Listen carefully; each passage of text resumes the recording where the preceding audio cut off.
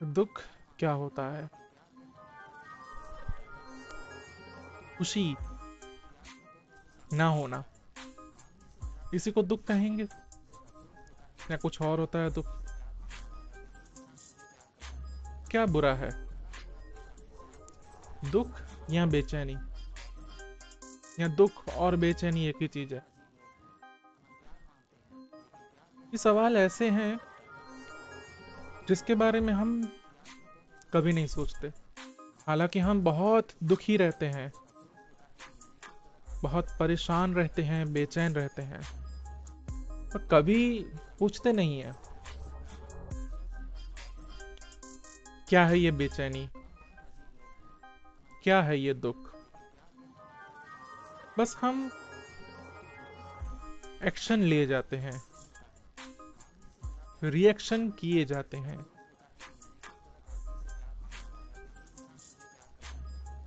जैसे कहीं चोट लगने से हमारा शरीर अपने आप रिएक्शन करता है, अपना हाथ वहां से हटा लेता है, या फिर पैर में चोट लग रही है तो पैर वहां से हट जाता है अपने आप। ये रिएक्शन है शरीर का कि कहीं दुख है, उस दुख से बाहर निकलो। बस हम इसी तरह से जब भी दुख आता है, परेशानी आती है, हम कुछ ना कुछ रिएक्ट कर लेते हैं। अब जैसे कि अगर आपका पूरा का पूरा शरीर आग में है, तब भी आपका शरीर रिएक्शन करेगा, हाथ पैर यहाँ वहां होंगे ही आपके।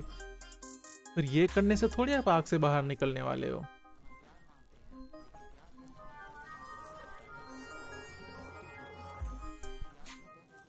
उसके लिए तो सोचने की जरूरत पड़ेगी, थोड़ी देर दिमाग को रोक के देखना पड़ेगा, थोड़ी देर वो तकलीफ से हट के सोचना पड़ेगा कि हाँ, मैं जल रहा हूँ, मुझे तकलीफ हो रही है, पर रास्ता कहाँ है, कहाँ पानी दिख रहा है, कहाँ ऐसी कोई जगह जहाँ आग नहीं है। यहाँ मैं बस हाथ हिलाता रहूंगा, सिर्फ रिएक्शन करता रहूंगा।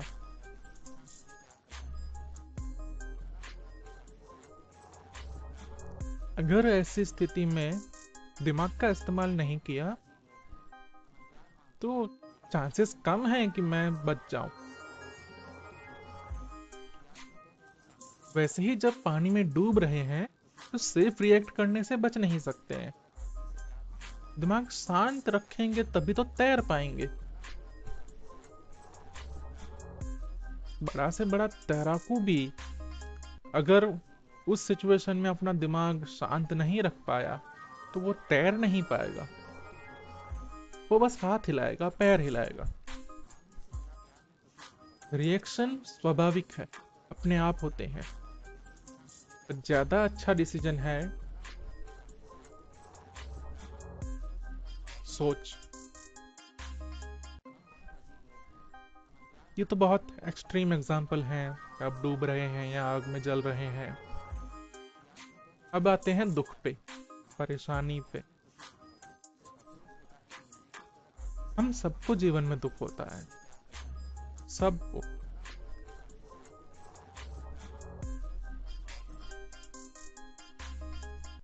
दुनिया के सबसे बड़े आदमी को भी दुख होता है, उसको भी गुस्सा आता है, वो भी परेशान हो सकता है, हम भी होते हैं।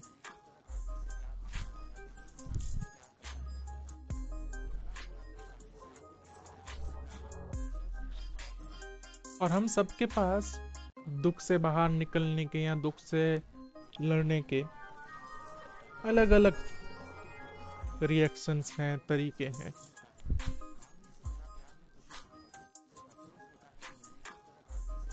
किसी का तरीका है गुस्सा, अगर आए तो चिल्ला दो किसी पे भी। ये वो सोच समझ के नहीं कर रहा। अक्सर गुस्से को कंट्रोल कर पाना या गुस्से की हालत में सोच पाना बहुत मुश्किल है। लेकिन और भी दुख हैं जिंदगी में, जैसे, और वो बहुत बड़े दुख हैं। वो बहुत बड़े इस प्रकार से हैं कि वो लंबे समय तक रहते हैं। गुस्सा आके चला जाता है, पर कुछ दुख जिनको हम अपने गले से लगा लेते हैं, जैसे किसी ने आपको धोखा दे दिया, वो जिंदगी भर चलेगा। बार बार आप खुद ही उस दुख को ताजा करते रहेंगे, सबको ये बोल बोल के कि इसने मुझे धोखा दिया।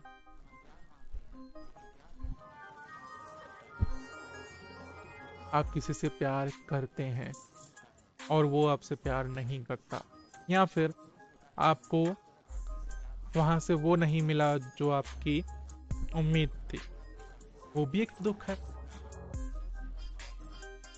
जब प्यार हो गया, अब साथ में रहने लगे, अब आपको अच्छा नहीं लग रहा क्योंकि वो इंसान आपके हिसाब से नहीं चल रहा, वो भी एक दुख है। आपका दोस्त जिससे आपकी बहुत बनती थी लेकिन उसने आपको शादी में नहीं बुलाया, ये भी एक दुख है। और अक्सर वो दुख जिससे कोई ना कोई इंसान जुड़ा होता है, ज्यादा लंबे टिक सकते हैं। शायद वो उस इंसान के गुजर जाने के बाद भी टिक सकते हैं। और बहुत गहरे दुख इंसान ही देते हैं, या इंसान दूसरे इंसान से लेते हैं। तो आज बात ये करेंगे कि इसको समझा जाए। ये दुख जो बिना बोले बिना पूछे आपकी जिंदगी में आ जाते हैं, और जो चिपके रहते हैं और आपका हर एक दिन खराब करते हैं, या हफ्ते में 4-5 दिन। अगर ऐसा होता है कि हफ्ते में 1 आध 2 दिन खराब हो रहे हैं आपके, बाकी के दिन अच्छे ही जा रहे हैं, तो फिर आपको ज्यादा सोचने की जरूरत नहीं है, क्योंकि इतना दुख किस्मती है। इससे भी कम दुख कि आपको बिल्कुल ही दुख ना हो, आप एब्सोल्यूट खुश रहें, ये बहुत कम लोग पा चुके हैं, और इसको पाना बहुत मुश्किल भी है। इसके लिए फिर मेहनत भी बहुत लगती है। यहाँ तो किस्मत से मिल गया तो मिल गया। देखो, सबसे आसान तरीका दुखी ना होने का तो यही है कि पागल हो जाओ, दिमाग से सोचना बंद ही कर दो। क्योंकि कई लोग करते हैं, कई लोग सलाह भी देते हैं, दिल की सुनो, दिल की सुनो, दिल की सुनो, और जो मन में आए वो कर दो, और कुछ सोचो मत। ये एक अच्छा तरीका है दुखी ना होने का। मूर्खता में जीवन जहाँ पे खुद की तकलीफों, खुद की कमियों को ना देख पाना, ये एक तरह का सुख है। पर ये सुख ऐसा है जिसमें आप हर पल दुखी रहते हैं। आप हर पल किसी न किसी चीज की कमी में रहते हैं, आप कभी सेटिस्फाई नहीं होते। आपके पास सब कुछ भी आ जाए, तब भी आप कुछ ढूंढते रहते हैं।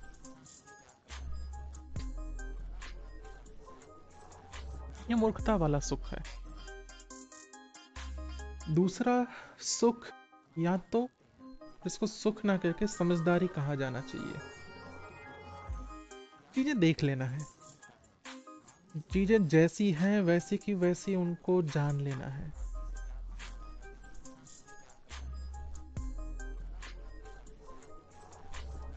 जैसे कि किसी ने आपको धोखा दे दिया, आप बहुत दुखी हुए जा रहे हैं। क्यों? क्योंकि आपको यही लग रहा है कि मैंने उस पर विश्वास किया और उसने मेरे साथ विश्वासघात किया, उसने बहुत बड़ी गलती कर दी, अब मैं उसको कभी माफ नहीं कर सकता, अब तो मैं हमेशा उससे नफरत करूंगा, वगैरह वगैरह वगैरह। और आप अपने जीवन में, अपने डेली रूटीन में अलार्म्स सेट करके रखते हैं। कहीं उसका जिक्र हो जाए, कहीं वो दिख जाए, या फिर उसके आसपास की कोई भी बात हो, आपको ये बात छेड़ देनी है कि उसने मेरे साथ विश्वासघात किया था, ये आदमी इतना बुरा है। आपने अपने जीवन में एक काम डाल दिया ऐसा, अब इसका जिक्र तो मैं हर बार करूंगा, हर जगह करूंगा, तो ये मेरा लक्ष्य है। ठीक है, एकमात्र लक्ष्य नहीं है आपके जीवन में। ऐसे 10-20 और भी लोग हो सकते हैं जिन्होंने आपको धोखा दिया, और उनके बारे में भी आपके कुछ ऐसे ही विचार हैं।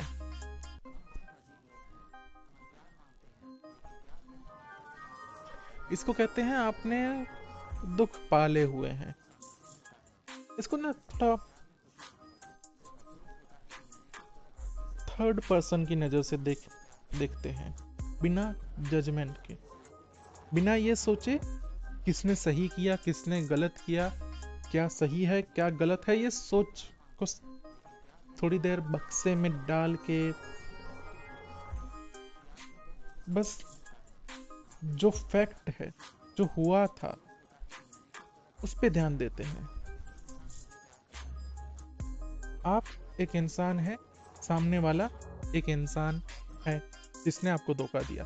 आप और वो इंसान जैसे भी मिले, आप दोनों ने जो भी बात की, मान लो कि एक इंसान है, उसने आपके पैसे खा लिए, आपने एक बुरी परिस्थिति में उसकी मदद की, आपने उसको 10,000 रुपए की मदद की या कितने भी और रुपए की मदद की, और जब आप वापस पैसे मांगने गए तो उसने बोला,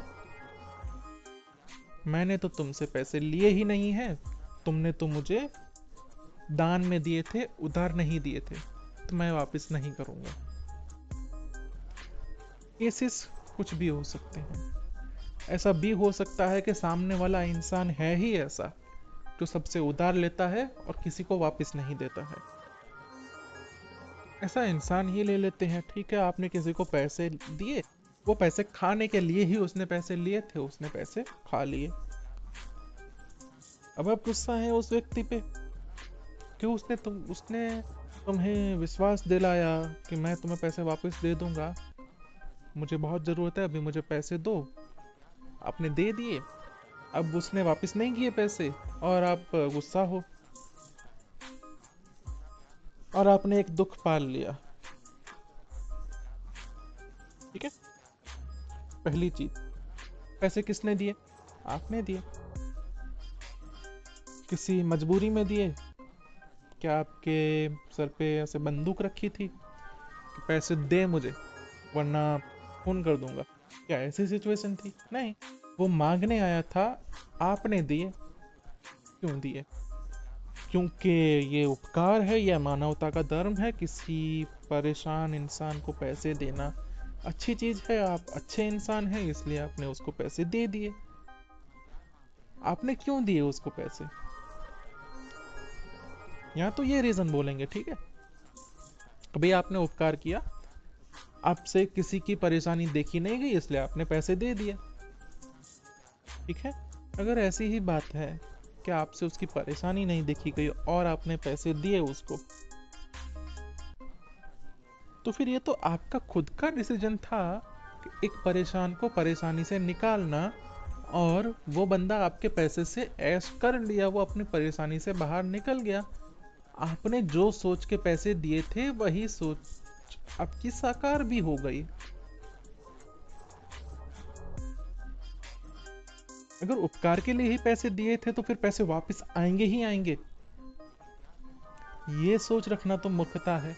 फिर उसको आप उपकार मत कीजिए। आपने उधार दिए, चलो, उधार क्यों दिए? उस पर दया करके दिए। जब उस पर दया करके दिए तो पैसे गए। जब आपको दया ही आ रही है तो दया की कीमत भी होती है। आपको किसी गरीब पर दया आ रही है, आप उसको पैसे दे दोगे, आप उसको उधार थोड़ी दोगे। अगर आप उसको पैसे उधार दे रहे हैं, इसका मतलब कि आप सिर्फ दया तो नहीं कर रहे।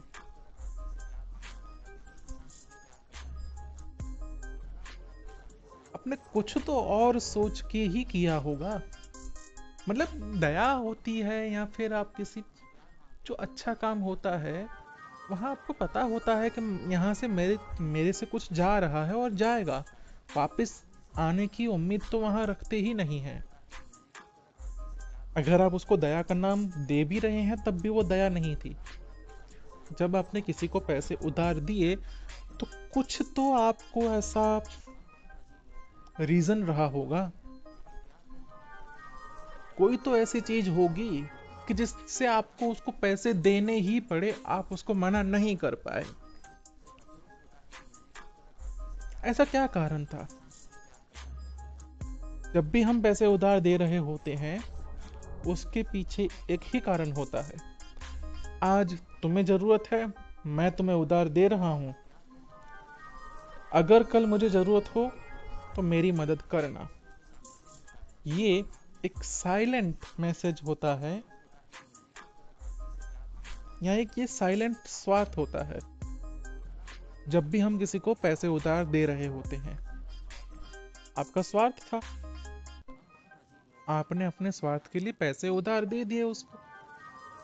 क्या आपने पैसे देने से पहले ये जांच की थी कि ये इंसान कैसा है? वो आपके पास रोते हुए आया था तो क्या आपने जांच पड़ताल की कि उसके आंसू सच्चे हैं? नहीं, आपने तो उसकी एक्टिंग देख के पिघल गए। या वो बहुत ज्यादा शातिर था, उसने ऐसी सिचुएशन भी बना ली कि जिससे आप बेवकूफ बन गए और आपने उसको पैसे दे दिए। तब भी आपने उसको पैसे दिए हैं, उसने आपसे छीने नहीं है। अब जाके अगर आपके सामने एक सही तस्वीर आती है कि नहीं यार उसको असल में कोई जरूरत थी नहीं, वो तो ठग इंसान था,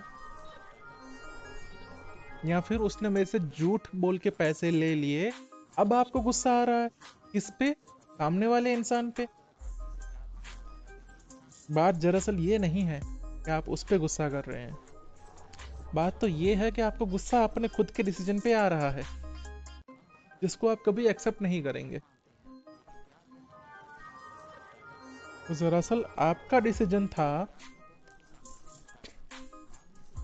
स्वार्थ था उसमें ये वाला कि अगर आज मैं इसको पैसे दूंगा तो एक आध जैसा उपकार हो जाएगा, कल को जरूरत पड़ी तो ये भी शायद मेरे को काम आएगा।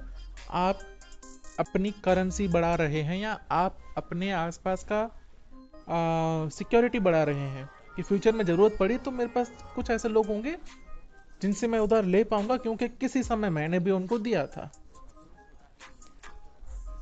ये आप सोचते ना हो तब भी बात तो यही थी।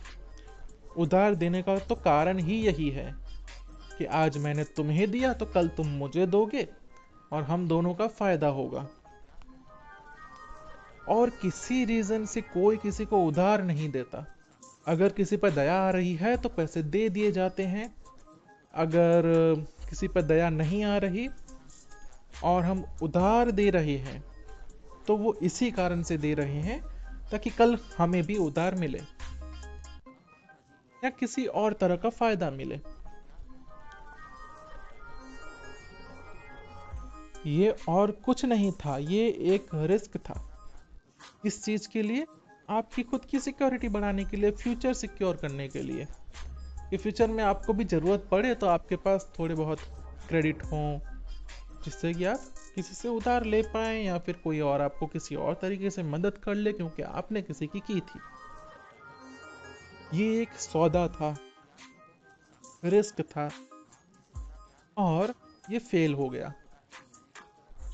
ठीक है, अगर आपने उधार देने से पहले बहुत अच्छे से जांच पहचान की होती, जांच पड़ताल की होती, उसकी हिस्ट्री जानी होती, तो आपको पता लग जाता कि ये बंदा उधार देने के लायक नहीं है और आप उधार नहीं देते और वो आपका दुश्मन नहीं बनता। ये मैं सिर्फ एक केस बता रहा हूं।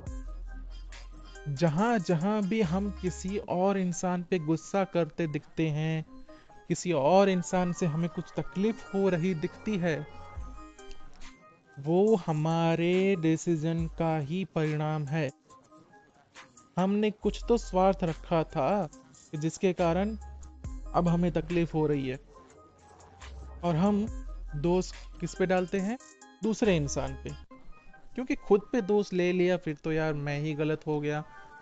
मैं ही गलत हो गया तो फिर किसी और पे गुस्सा नहीं हो पाऊंगा, और खुद पे गुस्सा होना बहुत ही कठिन चीज है, या तो बोले तो खुद पे गुस्सा होना तो बहुत बुरी चीज है। ये कर नहीं पाएंगे हम, इसलिए हम दूसरों पे गुस्सा हो लेते हैं। जब भी हमारे साथ कुछ बुरा हो हम ढूंढते हैं कहीं तो कुछ रीजन मिल जाए, किसी और की गलती मिल जाए जिससे ये हुआ। तभी तो आप देखते हैं, मान लो किसी ने नया घर लिया, वहां पे कुछ लोग आए मेहमान, उसने घर की तारीफ नहीं की, तो पति या पत्नी में से कोई तो एक बंदा बोलेगा मैं तो मना ही कर रहा था ये घर लेने के लिए। ये हम क्या कर रहे होते हैं पता है? ये हम अपने ऊपर से ब्लेम हटाने की कोशिश कर रहे होते हैं। ऑल दो जब एक नया घर लिया गया, पूरे परिवार की सम्मति से लिया गया, सबने हाँ बोल के लिया था उसको। अगर तुम्हें सच में पता था कि ये घर अच्छा नहीं है तो अड़ जाते। फिर जब ब्लेम लेने की बारी आती है तो हम छूटने की कोशिश करते हैं। जब मैं कोई चीज लेके आया, अब वो घर पे आके पता लगा ये अच्छी नहीं है, तो मैं बोलूंगा उस दुकान वाले से, मेरे से दुकान वाले ने मेरे से ठगी की है, मेरी थोड़ी गलती है। मैं थोड़ी बुद्धू इंसान हूँ जो बिना देखे चीज ले आया। वो तो दुकान वाले की गलती है, वो ठग इंसान है। मैं थोड़ी, ना ना, मैं तो महान हूँ। हम अपनी सारी गलतियों पे पर्दा डालते हैं, तभी हम दुश्मन बनाते हैं।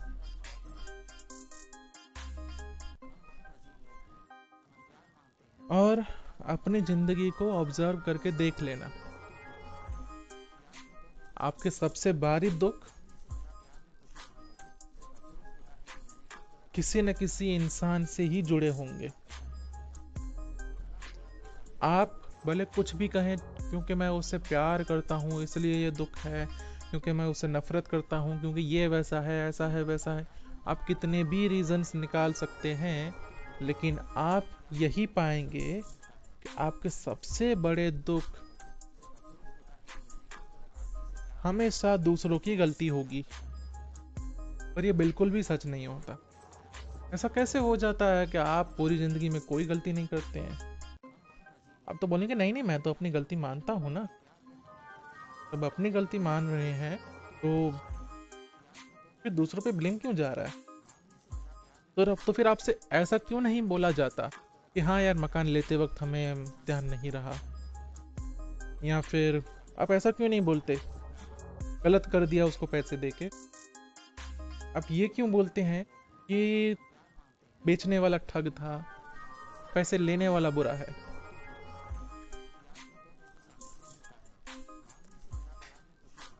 अगर आप गलती स्वीकार करते हैं तो आपकी वाणी कुछ इस तरह होती, और बहुत मुश्किल है इस तरह की वाणी बोलना। 20-25 लाख का मकान लेने के बाद ये एक्सेप्ट कर लेना कि यार हाँ थोड़ी गलती हो गई हमसे मकान लेने में। 20-25 लाख की गलती, ये थोड़ी मान सकते हैं हम।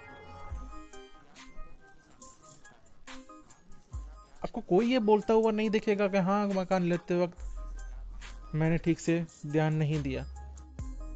आपको ये यही बोलते हुए दिखेंगे बिल्डर चिपका गया साला।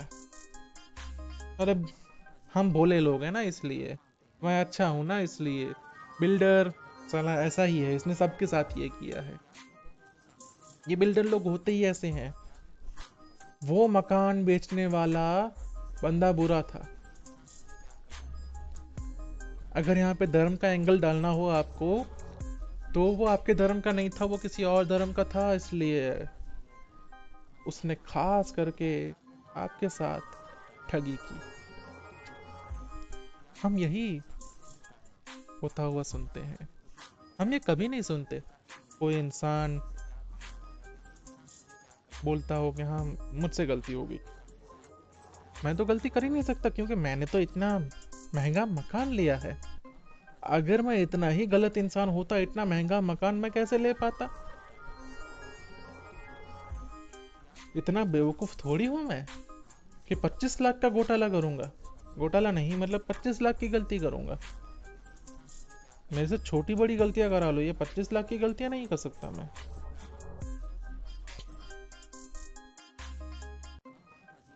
और बात यहाँ पे खत्म थोड़ी हो जाती है कि हमने उसको ब्लेम कर लिया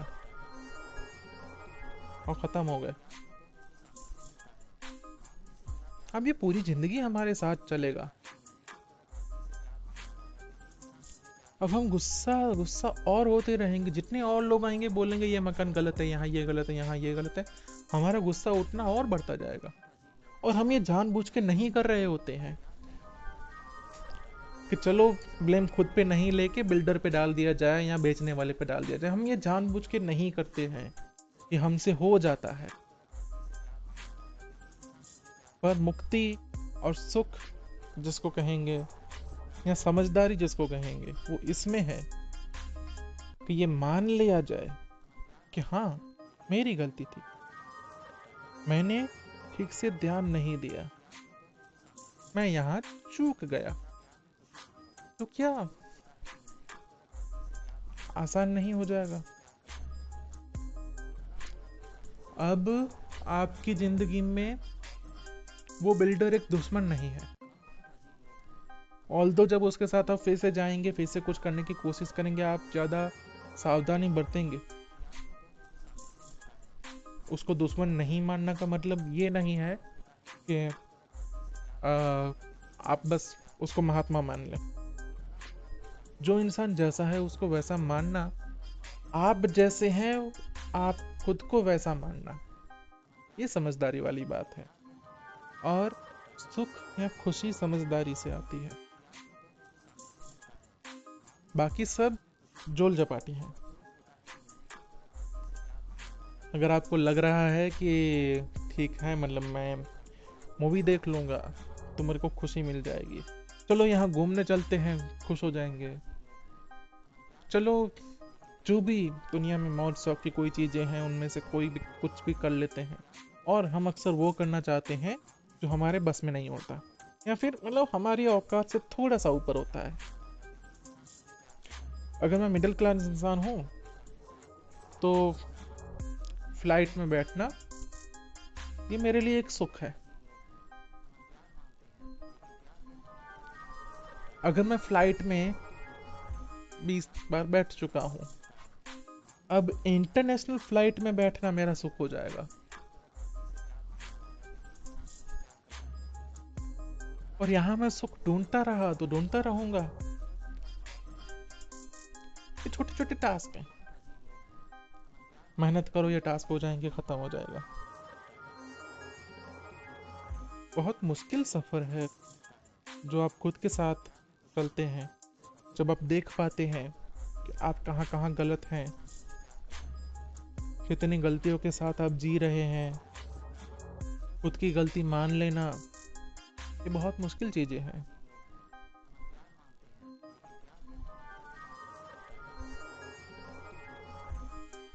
पर यहीं से शुरुआत होती है एक सेटिस्फाइड लाइफ की, जहाँ पे आपको जीवन से कोई बैर नहीं रहता, आपको दुश्मनियां नहीं रहती हैं। यार लोगों ने मेरे साथ बुरा किया, मैं तो बहुत अच्छा इंसान था, मैं शायद अम्बानी बन जाता अगर मेरे आसपास लोग ऐसे ना होते, मैं पता नहीं क्या कर जाता। इसके मुकाबले जब आप सही से खुद को और औरों को देखना चालू करते हैं तो आपके पास एक सही नजरिया होता है कि हाँ ठीक है, ये मामले में कुछ गलत था, ये मामले में कुछ सही था, यहाँ यहाँ मैंने सही डिसीजन लिए, यहाँ यहाँ गलत डिसीजन लिए, इसके कारण मैं यहाँ पे हूँ। अब किसी को ब्लेम करने की जरूरत नहीं है। कि मैं क्यों ऐसा हूँ, क्यों मैं अंबानी नहीं बन पाया, क्यों मैं बहुत ज्यादा दुखी हूँ। अब रास्ता निकलता है जब ब्लेम गेम खत्म होता है, तब सॉल्यूशन की बात होती है। क्योंकि जब तक मेरे दुख का कारण कोई और है, तब तक मैं थोड़ी अपने दुख का कोई सॉल्यूशन निकालूंगा। मैं तो यही बोलूंगा, ठीक है, मैं तो बहुत अच्छी कोशिश की थी, फला फला किसी चीज या फला फला किसी इंसान की वजह से मैं कामयाब नहीं हो पाया। अब मैं शायद फिर से कोशिश करूंगा, शायद फिर से किसी और के कारण नाकाम हो जाऊंगा, या फिर मैं शायद आधी अधूरी कोशिश करके जब नाकाम हो गया तो किसी न किसी पे ब्लेम डाल दूंगा। अगर ब्लेम गेम ही खेलते रहे तो खुद का विकास तो घंटा करेंगे हम, क्योंकि फिर तो जरूरत ही नहीं है खुद का विकास करने की। जब हम ये मान ही नहीं रहे हैं कि हमारी गलती थी, तो हम अपने आप को बदलने की कोशिश क्यों करेंगे।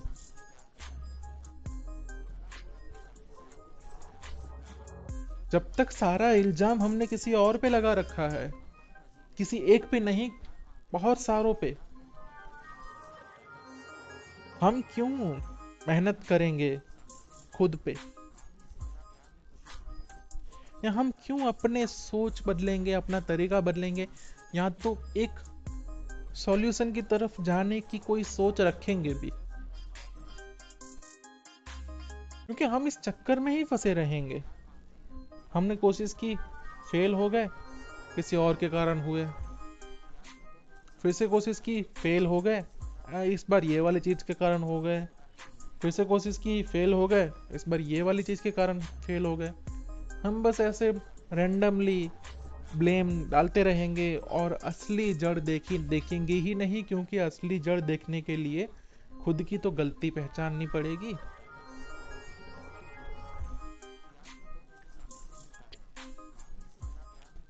अगर ब्लेम बिल्डर पे ही डालना है, बेचने वाले पे ही डालना है, तो हमारे सारे मकान हम गलत ही लेंगे, क्योंकि सही घर तक पहुंचे नहीं तो ठीक किस चीज को करेंगे।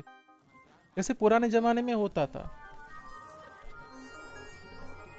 अगर किसी गांव में एक बीमारी फैल रही है, तो वो लोग बीमारी की जड़ उनको पता ही नहीं होती थी कि बीमारी मच्छरों से फैलती है या फिर किसी बैक्टीरिया वगैरह से फैलती है।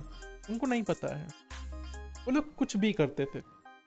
चलो बलि दे के देखते हैं, चलो आम, ये इंसान है, ये डायन वायन है,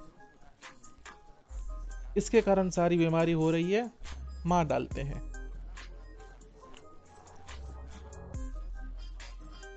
क्योंकि हमें पता नहीं होता था कि किसी इंसान की वजह से ऐसे बीमारियां थोड़ी होती हैं। किसी गांव में मलेरिया फैल गया तो वो मच्छरों के कारण फैला, और मच्छरों को कम करने की जरूरत है। लेकिन अगर हम इन सब चीजों से ही बंधे रहे, बलि वगैरह दे देते हैं तो निकल जाएंगे। लोग करते थे ऐसा। गांव में बीमारियां आई हैं, बलि दे के देखिए एक बार, हाँ कुछ दिनों बाद बीमारी खत्म हो गई, मान लिया कि चलो बलि से काम बनता है। फिर से कोई और बीमारी आ गई, बलि दी, नहीं गई, फिर कुछ और ट्राई किया। क्योंकि कुछ समय के बाद बीमारी अपने आप चली भी जाती है, या तो जो बीमार होते हैं वो वैसे ही मर जाते हैं, और बाकी के ऑटो इम्यून भी हो जाते हैं। पर तब तक आधा गांव खत्म हो चुका होता है।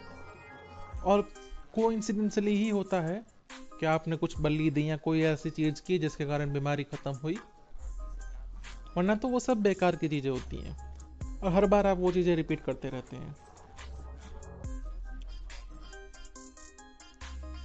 जब तक किसी ने ये सोचा नहीं कि इन बीमारी की असली जड़ पहचानी जाए, तब तक हमने ऐसे उल्टे सीधे काम करने चालू रखे। आज हमें पता है कि ये सबसे कुछ नहीं होता। बीमारियां दवाई से ठीक होती हैं। वो कौन सी बीमारी है ये जान के उसको उस प्रकार की दवाई दे के ठीक होती हैं, ना कि बलि दे के या फिर किसी और तरह की प्रोसेस करके। ये जो आयुर्वेद की पट्टी पढ़ा रहे होते हैं आपको, इनकी भी किडनी ट्रांसप्लांट करानी हो तो ये आयुर्वेदिक दवाखाने में नहीं जाते हैं, ये हॉस्पिटल में जाते हैं जहाँ पे एलोपैथी के डॉक्टर उनकी सर्जरी करते हैं और उनको वो सब दवाइयाँ दे रहे होते हैं जिनकी दवाइयाँ के बारे में वो बोल रहे होते हैं कि ये दवाइयाँ नहीं लेनी, आयुर्वेदिक मस्त होता है। वो जो बाबा आपको चमत्कार करके दिखाता है उसको भी हॉस्पिटल ही जाना पड़ता है। बाकी सबके मर्ज ठीक कर देगा वो, मान लो बाकी सबकी पथरी वो ठीक कर देगा, अगर उसको किसी दिन पथरी हो गई वो हॉस्पिटल में जाके ही ऑपरेशन कराना है उसको। अगर उसका हार्ट अटैक आया तो वो हॉस्पिटल ही पहुंचेगा। क्यों वो पथरी ठीक कर सकता है, हार्ट अटैक क्यों नहीं कर सकता? चमत्कार है तो चमत्कार सब पे काम करना चाहिए ना।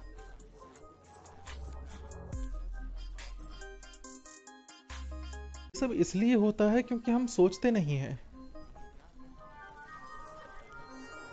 हमें जल्दी से जल्दी कुछ आंसर चाहिए, जल्दी से जल्दी। मैं आज दुखी हूं, मेरे को जल्दी से जल्दी एक बंदा बताओ दो जिसके कारण दुखी हूं मैं, खत्म हो जाए। मैं बस किसी पे ब्लेम डाल दूं, बात खत्म हो जाए।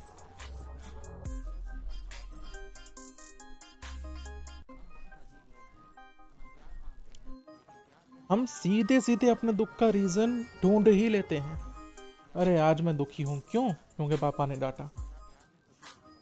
अब किसी को भी दुख पूछो, वो बिना सोचे समझे आपको रीजन दे ही देगा, तुरंत ही। उसने सोच के ही रखा है कि इस बार का दुख है, ये दुख इस पे डाल देंगे हम। मान लो बच्चा बिना बताए कहीं चला गया, पूरे दिन कहीं रहा, शाम को वापस आया तो आके पापा ने डांटा कि ऐसे बिना बताए चले जाते हो, हम परेशान हो गए। और फिर दूसरे दिन या 2 दिन तक बच्चा बेचारा दुखी रहा, दोस्त उसको पूछ रहे हैं क्या हो गया, क्यों दुखी है? वो बोल रहा है यार पापा ने डांट दिया, मैं बस एंजॉय करने गया था, पापा ने डांट दिया। अगर वो बंदा एंजॉय करने गया था, उसने एंजॉय कर लिया, उसने पूरा दिन एंजॉय किया, सोचो, घर पे आके पापा ने 2 शब्द बोल दिए, उसने अपने पूरे दिन का एंजॉय इरेज कर दिया। अब वो उसने पूरे दिन जो एंजॉय किया, उसकी खुशी ये 2 शब्दों के सामने टिक ही नहीं पाई। ये तो सही ही बात है ना कि उसने जो एंजॉय किया वो वर्थ इट नहीं था। इतना खुशी से वापस आया बंदा, 2 शब्द सुन के 2 दिन तक दुखी हो गया, क्यों? क्योंकि पापा ने डांट दिया। पापा तो बहुत और डांट चुके हैं, कितनी बार डांट लेते हैं, हर बार थोड़ी ऐसे 2 दिन के लिए दुखी हो जाते हैं। इस बार क्यों हो गए? क्योंकि इस बार इस बच्चे को पता था यार मेरे जाने से इनको दुख हुआ।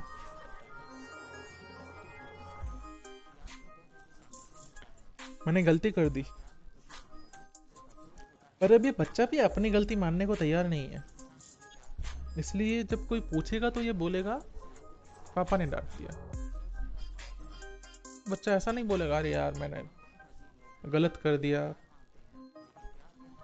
बिना बताए चला गया, बेचारे दुखी थे, ऐसी ऐसी बातें नहीं बोलेगा, पापा ने डांट दिया।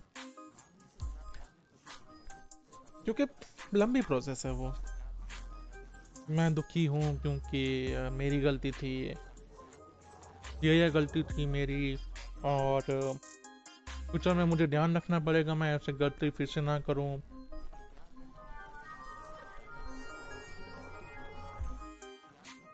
पता नहीं कितनी और चीजें हैं इसमें, कॉम्प्लेक्स चीजें। आसान जवाब है पापा ने डांट दिया, पापा की गलती, डांटने की क्या जरूरत थी पापा को। हम ऐसा करते हैं। 5 दिन ऐश करने के बाद थोड़ा सा भी दुख आने पे या थोड़ी सी भी कुछ ऐसी घटना हो जाए जिससे हमें अच्छा ना लगे, हम वो 5 दिन का सुख बुला देते हैं, फन बुला देते हैं। अरे 5 दिन तो मैंने ऐश की थी, ये तो थोड़ा सा दुख है। पता नहीं उस 5 दिन के ऐश के सामने ये वाला दुख बड़ा ही हो जाता है।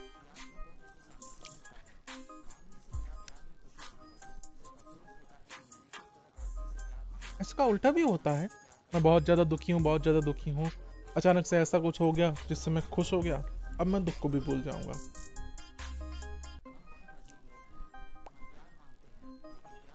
हम कभी एवरेज आउट नहीं करते हैं कि हाँ मैं 2 दिन दुखी था, 2 दिन खुश था, तो ऑन एन एवरेज मैं ठीक हूँ।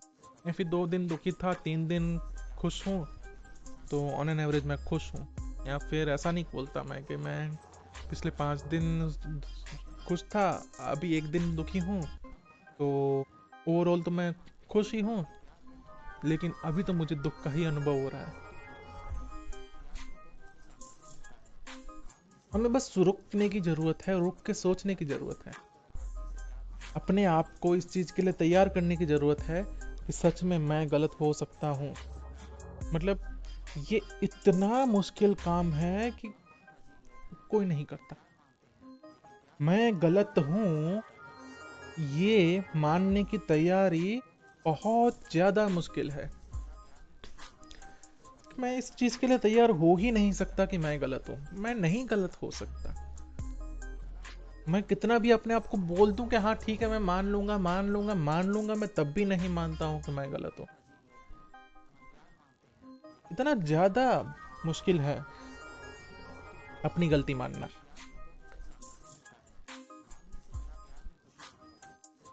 जैसे ही आप ये मानने लग जाते हैं, जैसे ही आपकी तैयारी हो जाती है कि आप खुद को गलत मान सकते हैं, उसके बाद जैसे ही आप फिर से सिचुएशन को इवेल्युएट करते हैं, फिर से जब सोचते हैं कि मैं दुखी हूं इसका रीजन क्या है, तब आप पाते हैं कि आपका ही कोई एक डिसीजन था जो गलत हुआ। सामने वाला इंसान या सामने वाली चीज उसमें बस एक पार्ट था उसका। आपका डिसीजन था एक ठग से आपने कुछ सामान खरीदा, आपका डिसीजन था कि आपने अच्छे से जांच पड़ताल नहीं की, आपका डिसीजन था कि आपने नॉलेज को प्रायोरिटी नहीं दी, और आप थोड़े अनपढ़ रह गए या फिर कम नॉलेज वाले रह गए, इसलिए लोग आपको बेवकूफ बना जाते हैं। अगर आप ये वाला ब्लेम भी ले रहे हैं ना, यार मैं तो बेवकूफ हूं या फिर मैं बोला हूं, तो ये आपका डिसीजन है कि आप बोले हैं। आप बोले हो गए, उससे दूसरे बुरे थोड़ी हो गए। वो तो आपकी गलती है कि आप एक शातिर इंसान से ज्यादा शातिर नहीं है।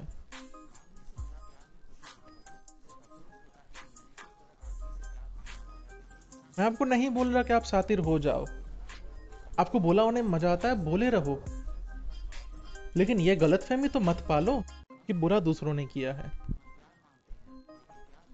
जैसे ही आप ये सोच लेके आगे बढ़ते हैं, आपको पता लगता है ये साले दूसरे कुछ करते ही नहीं है, सारे डिसीजन तो मैंने लिए थे, मुझे पता है मैं बोला था, इसके बाद भी मैंने एक ठग की दुकान पे गया। अगर मैं सक्सेस चाहता था तो मैं मेहनत करता, मैंने मेहनत की नहीं, अब मुझे सक्सेस मिली नहीं, तो ये मेरी ही गलती है। और ठीक है मैं फिर से फ्यूचर में भी मेहनत नहीं करूंगा। ये पूरी अलग चीज है कि आप बोले रहना चाहते हैं कि नहीं रहना चाहते।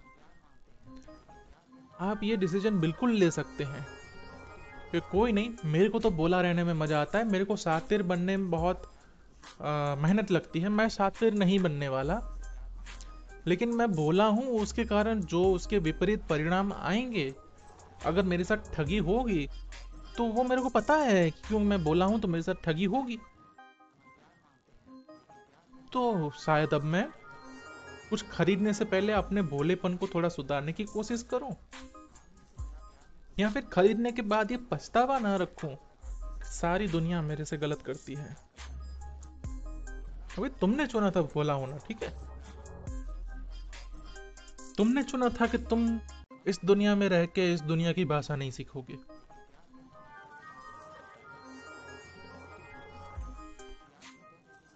अब तुम किसी को भी ऐसे ब्लेम नहीं कर सकते यार कि उसने गलती की। अब तुम ही तो गए थे पहले। नहीं देते किसी को उधार, किसने बोला था उधार देना जरूरी है? तुम्हारे ही खुद के स्वार्थ थे उधार देने में।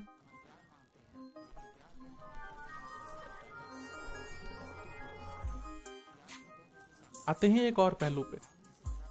औरतें औरतें अक्सर कहती हुई मिल जाती हैं, हम तो औरतें हैं इसलिए हमारे साथ भेदभाव हुआ था, हमारे साथ हर बार भेदभाव होता है, इसलिए हम पीछे रह जाती हैं। ये फैक्ट है कि औरतों के साथ भेदभाव होता है, आज भी होता है, पहले से ही होता आया है। पर यह भी फैक्ट है, इसी भेदभाव वाले समाज में कुछ औरतों ने इसी भेदभाव के अंदर, इसी समाज के अंदर सक्सेस पाई है। और जिसने सक्सेस पाई है उसने सिर्फ अपने आप को देखा है। अगर वो समाज को देखने जाती तो उसको तो यही दिखता, यस सारी औरतें हैं, सारी औरतों से भेदभाव होता है, सारी औरतें मर्दों के अधीन रहती हैं, और समाज में तो यही चलता है। तो यार मेरी तो किस्मत में ही नहीं है क्योंकि मैं औरत बनी, और वो वहीं बैठ जाती। ब्लेम गेम ही खेलना होता उन औरतों को जो आगे बढ़ चुकी हैं, वो बहुत विपरीत परिस्थितियों में आगे जो बढ़ चुकी हैं, तो वो तो यही गेम खेलती ना, वो आगे नहीं। और हमारी औरतें ये गेम खेलती हैं।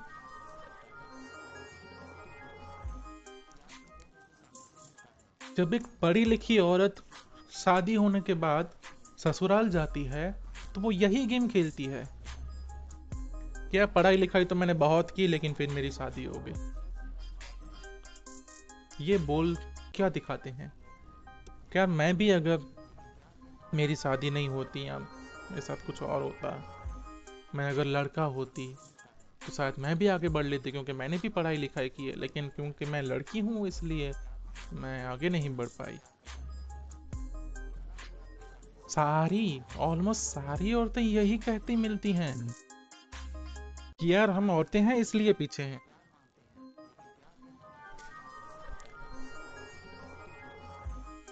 कितना बुरा होता है ब्लेम गेम, उसका एक बड़ा एग्जाम्पल है ये औरतें।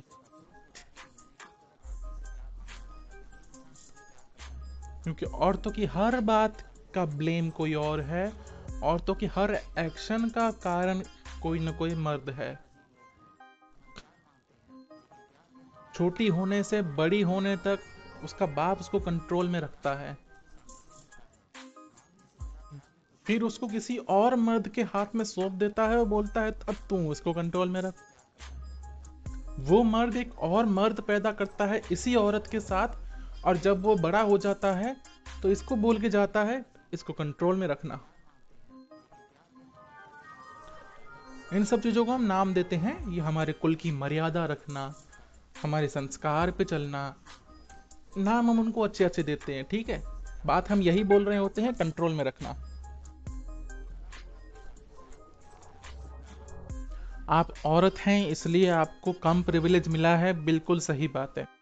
आपके साथ किस्मत ने खेल खेला है, बिल्कुल सही बात है। खेल तो उस लड़के के साथ भी खेला गया है जो कि बहुत गरीब परिवार में पैदा हुआ। उसको वो सब चीजें नहीं मिली जो अमीर परिवार को मिली है। खेल तो उसके साथ भी खेला गया है। आप मर्दों को एक्सक्यूज बना के कब तक पीछे रहना चाहती हैं? अब जब औरतों को पता लग गया है कि हाँ उनके दुखों का कारण मर्द हैं, तो पीछा छुड़ाओ उन मर्दों से, आगे बढ़ो ना, अब सॉल्यूशन निकालो कुछ। अब कारण ढूंढो कि क्यों मर्द उन पे हावी हो जाते हैं। क्या उनमें फिजिकल पावर नहीं है? क्या उनके मसल्स कमजोर होते हैं इसलिए मर्द हावी होते हैं? ऐसा तो नहीं होता हट्टी कट्टी औरतों को एक कमजोर सा मर्द मार रहा होता है और वो मार खा रही होती है। आज जमाना मसल पावर का तो है नहीं कि जिसके पास मसल्स ज्यादा हैं वो जीतेगा। आज तो जिसके पास दिमाग ज्यादा है वो जीतेगा, जिसके पास नॉलेज ज्यादा है वो जीतेगा। जब औरतों को भी ये पता है कि अगर उन्होंने नॉलेज एक्वायर कर लिया, उस नॉलेज से वो इंडिपेंडेंस एक्वायर कर सकती हैं, तो करती क्यों नहीं है?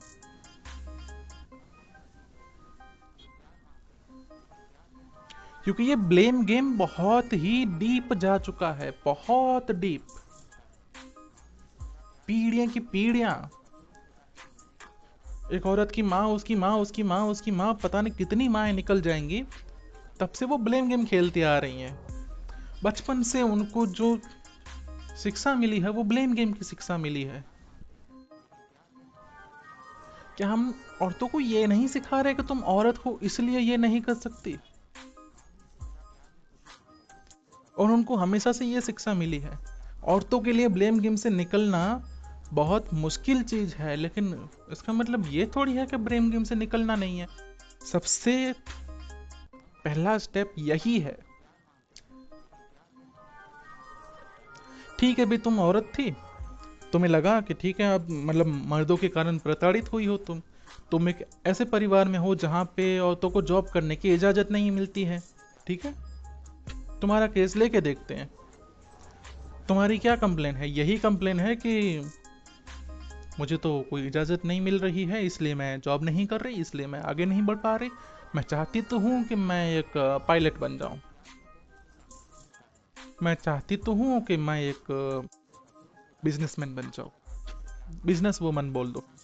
मैं चाहती तो हूँ कि मैं महीने के इतने पैसे कमा लूँ, लेकिन क्योंकि मेरे परिवार में इजाज़त नहीं मिलेगी मुझे, या मेरे परिवार मुझे इस शहर से बाहर नहीं जाने देगा, इसलिए मैं नहीं कर पाती हूँ। तुम्हारी ये कंप्लेन है और ये तुम्हारा दुख है। ठीक है, हम बात तो दुख पे ही कर रहे हैं। अगर तुम्हारा दुख यही है कि तुम औरत हो और तुम्हें परमिशन नहीं मिल रही है, डिकोड करती हैं। ठीक है, डिकोड करते हैं इसको। क्या तुम सोच पाती हो? हाँ, सोच पा रही हो इसलिए तो सवाल पूछ रही हो, इसलिए तो बता रही हो कि तुम बाहर इसलिए नहीं, तुम पैसे इसलिए नहीं कमा सकती क्योंकि तुम्हारा परिवार इसका रीजन है, तुम्हारा परिवार तुम्हें परमिशन नहीं देता। इतनी अक्ल तो है तुम्हारे पास। ठीक है, तुम्हारे सामने तुम्हारा रीजन पड़ा है। तुम पैसे क्यों नहीं कमा पा रही? क्योंकि तुम्हें परमिशन नहीं मिल रही। ओके, तुम्हारा दुख ही ये है कि तुम पैसे नहीं कमा पा रही, और तुमने ब्लेम डाला हुआ है क्योंकि मैं औरत बनी इसलिए ये हो रहा है। और वहीं पे तुमने बंद कर दिया कोशिश करना, सॉल्यूशन ढूंढना, कुछ और सोचना। अगर तुमने ये ब्लेम नहीं लगाया होता मर्दों पे, समाज पे, अपने घर वालों पे, कि यार ये लोग ऐसे हैं इसलिए मैं आगे नहीं बढ़ पा रही, अगर ये ब्लेम तुमने नहीं लगाया होता तो तुम्हारी पूरी एनर्जी कहाँ जाती? चलो यार देखते हैं, पूरा समाज ही तो ऐसा है। पर तुम कुछ औरतों को तो जानती हो जो पैसे कमा लेती हैं। सोशल मीडिया पे कुछ एग्जाम्पल तो मिल ही जाएंगे तुम्हें जो पैसे कमा लेते हैं। कुछ ऐसे एग्जाम्पल भी मिल जाएंगे जो तुम्हारी स्थिति में थे और पैसे कमा लिए, जिनको रिस्ट्रिक्शन भी थी। अरे, बॉलीवुड की एक्ट्रेसेस हैं कुछ, जिनको उनके घर वालों ने अपने खानदान से बेदखल कर दिया क्योंकि वो बॉलीवुड में काम कर रही थी। फिर तो तुम इस सॉल्यूशन के पीछे भागती कि ठीक है, ये लोग मेरे को परमिशन दे रहे हैं कि नहीं दे रहे हैं, मुझे पैसे कमाने हैं या मुझे इंडिपेंडेंट होना है, तो मेरे को मेहनत तो करनी पड़ेगी। उस मेहनत की दिशा देखती तुम, सिवाय इस चीज का इंतजार करती कि यार ठीक है, मेरे पेरेंट्स तो ऐसे हैं जो मेरे को रोकते हैं, शायद मेरे को पति ऐसा मिल जाए जो मुझे छूट दे। सिवाय इसका इंतजार किए तुम खुद मेहनत कर लेती ना, अगर ये ब्लेम गेम नहीं खेलती कि इनके कारण मैं दुखी हूं, ये लोग हैं मेरे दुख का कारण। जान लो कि अब तुम, ठीक है चलो, अब तुम ट्रैप्ड हो, तुम्हें दुख है क्योंकि तुम औरत हो इसलिए आगे नहीं बढ़ पा रही हो। अब जब भी तुम्हें दुख हुआ तुम्हें सोचना है, ठीक है, मुझे क्यों दुख हो रहा है, क्योंकि मुझे काम करने नहीं मिल रहा, मेरे पास पैसे नहीं है, मेरे पास पैसे नहीं है इसलिए मेरे पास आज़ादी नहीं है। यहाँ तक शायद तुम पहुँच गई। इसके बाद तुम पता लगाओगी मेरे पास आज़ादी क्यों नहीं है, क्योंकि मेरे को हर चीज़ की परमिशन लेनी पड़ती है और पैसे कमाने की परमिशन मेरे पास है नहीं। अच्छा, तो पैसे पर कमाने की परमिशन कैसे मिलेगी? तो जो भी एग्जाम्पल मैंने देखे हैं या जो भी समाज में एग्जाम्पल दिखते हैं या फिर जिसकी भी मैंने कहानी पढ़ी है, आ, उसने पैसे कमाने के लिए अपने परिवार को छोड़ा है या उनकी बातें नहीं मानी है, तभी वो आगे बढ़ पाई है। और सीधी सीधी बात है, अगर मुझे परमिशन नहीं मिल रही है पैसे कमाने की और मुझे पैसे कमाने हैं, तो मैं तो पैसे कमाऊंगी बिना परमिशन के भी। अब अगर मैं परमिशन का वेट कर रही हूं, इसका सीधा सीधा मतलब है कि यह मेरा डिसीजन है कि मैं अपने परिवार की परमिशन के आगे नहीं जाऊंगी। ये तुम्हारा डिसीजन है, ठीक है।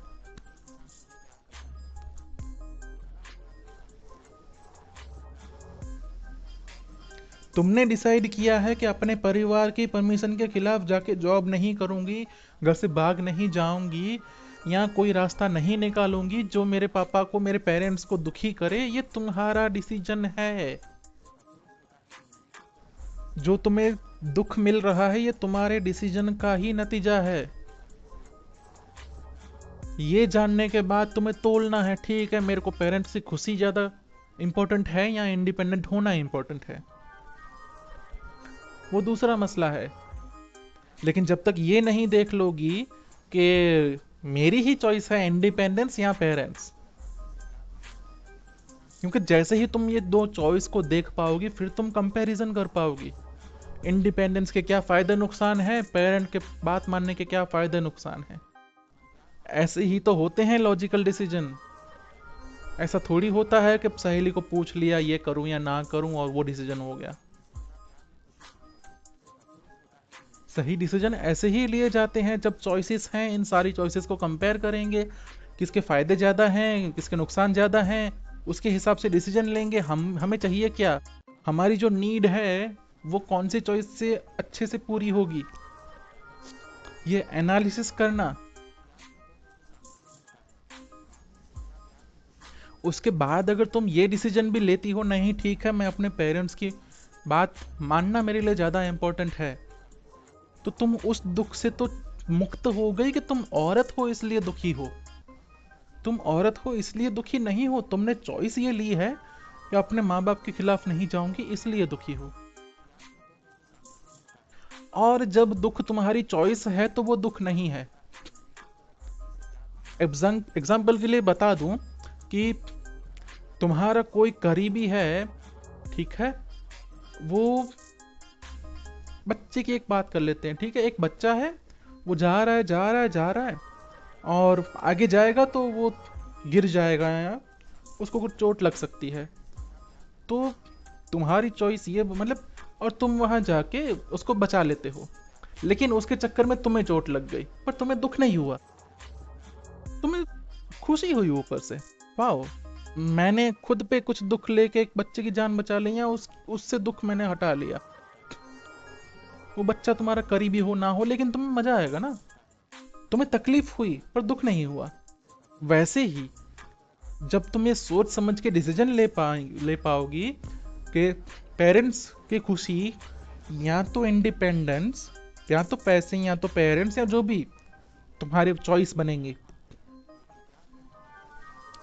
उनमें से तुमने जब कुछ चूज किया कि नहीं मेरे लिए पेरेंट की खुशी इंपॉर्टेंट है, तो अब जो पैसे ना होने का दुख है वो दुख नहीं रहेगा, क्योंकि अब वो तुम्हारी चॉइस बन चुकी है। अब तुम मजबूरी में पैसे नहीं गवा रही हो। पहले तुम ये सोच रही थी क्योंकि मैं मजबूर हूं क्योंकि औरत हूं, अब तो तुम्हारी चॉइस है कि मैं पैसे नहीं कमा रही, मेरे को पेरेंट्स की खुशी ज्यादा इंपॉर्टेंट है। या फिर अगर तुम्हें पैसे ज्यादा इंपॉर्टेंट है तो तुम पैसे कमा रही हो, उसमें कोई बुराई नहीं है। पर डिसीजन वही लेना है जो तुम्हें चाहिए। जब सही डिसीजन ले लोगे तो दुख नहीं होगा। क्योंकि तकलीफें तो चलती रहती हैं, हर जगह पे तकलीफ मिल ही जाएगी, कुछ न कुछ करना ही पड़ेगा, तकलीफ वाला काम तो करना ही पड़ेगा। बस एक चॉइस ही ऐसी चीज होती है जो हमें दुख से आजादी देती है। और जब तक ये चॉइस का कंट्रोल अपने हाथ में नहीं लिया तुमने, दुख से आजादी नहीं मिलेगी। तब तक दुख तुम्हें घेरे रहेंगे, या फिर मैं बोलूंगा कि तुम दुख को पकड़े ही रहोगे, क्योंकि तुमने कोई चॉइस तो की नहीं है। अब जो मिल गया वो मिल गया है, अब तुम्हारे पास दुखी होने के सिवा क्या ही रीजन है। जब तक ये पहचान नहीं लेंगे कि कोई दुख है वो हमारी चॉइस है, और मेरे पास चॉइस है कि ये दुख या ये दर्द मेरे पास हो या ना हो,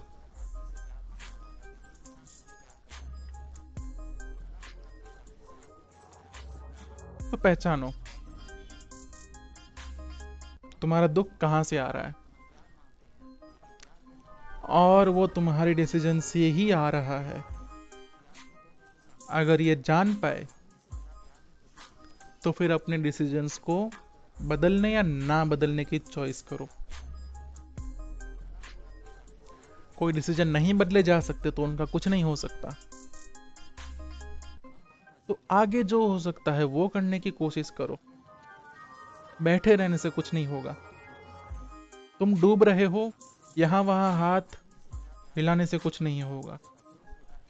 शांत होके ऊपर कैसे आया जाए, थोड़ी देर के लिए तो ये सोचना ही पड़ेगा, और फिर तुम्हारे हाथ उस तरह से हिलाने पड़ेंगे जिससे कि तुम ऊपर आ जाओ, डूबो ना। आग में जल रहे हो पूरी तरह से, तो पानी ढूंढने की जरूरत है। अब ठीक है, तुम्हारे नसीब में पानी नहीं है तो फिर मर जाओगे।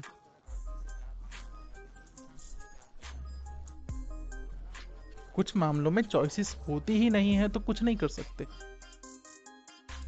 जैसे कि मैं बिना मेहनत के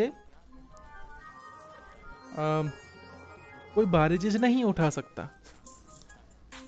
मेरे पास जादू नहीं है कि मैं उंगली हिला के कोई भी भारी चीज उठा लूंगा, तो मेरे पास नहीं चॉइस है। जब चॉइस नहीं है फिर तो काम बिल्कुल आसान है, फिर तो दुखी हो ही नहीं सकते तुम। दुखी होते ही तब है जब चॉइस होती है और गलत चॉइस चुन के बैठे होते हैं हम, और हमें पता भी नहीं होता कि ये हमारी चॉइस है। हम अपने दुख चुनते रहते हैं, और यही जिंदगी है। जिसको खुशहाल जिंदगी, जिसको संतुलित जीवन, या फिर क्या कहेंगे, सेटिस्फाइड लाइफ, कि हाँ ठीक है, मेरे को कुछ चॉइसेस मिली थी, कुछ डिसीजंस मैंने लिए थे, और वो मैंने अपनी मर्जी से लिए थे। उसके कॉन्सिक्वेंसेस के लिए मैं तैयार हूँ, उसके कॉन्सिक्वेंसेस मैंने अपनी मर्जी से अपने पे लिए थे। I am satisfied with what ever I have done. I have done wrong decisions, I have done right decisions, but I have done that. That is important.